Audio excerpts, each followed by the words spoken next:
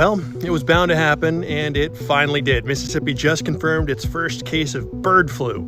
But what exactly does that mean for us, and how worried should we be? Let's break it down. First, if you're worried about you or one of your loved ones getting sick, well, there's some good news. The chances of this virus being passed from person to person are very, very slim. Now, there was one person over in Louisiana that was recently hospitalized because they contracted the virus, but the good news is that most of the time you have to come in contact with a diseased bird or one of the bird droppings in order to get the virus. In other words, unless you have backyard chickens or you work in a poultry plant, the chances of you getting this are very, very low.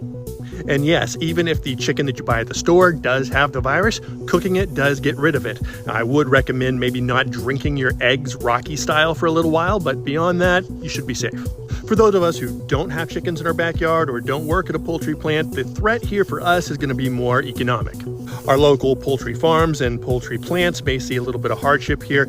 Egg production may drop, and that might cause a demand, which is going to force those egg prices to go even higher than the record numbers we're already experiencing. But if you do raise backyard chickens, here are the things to watch out for. The current strain circulating right now is called H5N1. It's been going around since 2025, and it is very contagious among birds. That means if one bird in your flock gets it, there's a good chance the rest of them have it.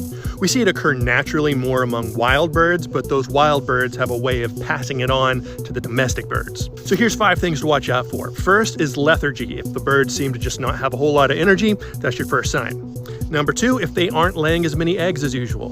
Number 3 is any sort of swelling around the head, neck, and eyes. Number 4, just like when we get the flu, it's the coughing, the sneezing, the runny beaks. But the biggest one is any unexplained deaths among your flock.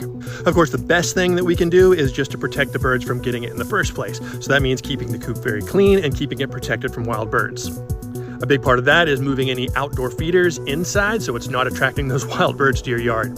Other than that, just pay very close attention to your flock, and if you do notice anything strange, let the vet know or let the Mississippi Board of Animal Health know. So all in all, bird flu here in Mississippi is something to note, but it's not a reason to panic.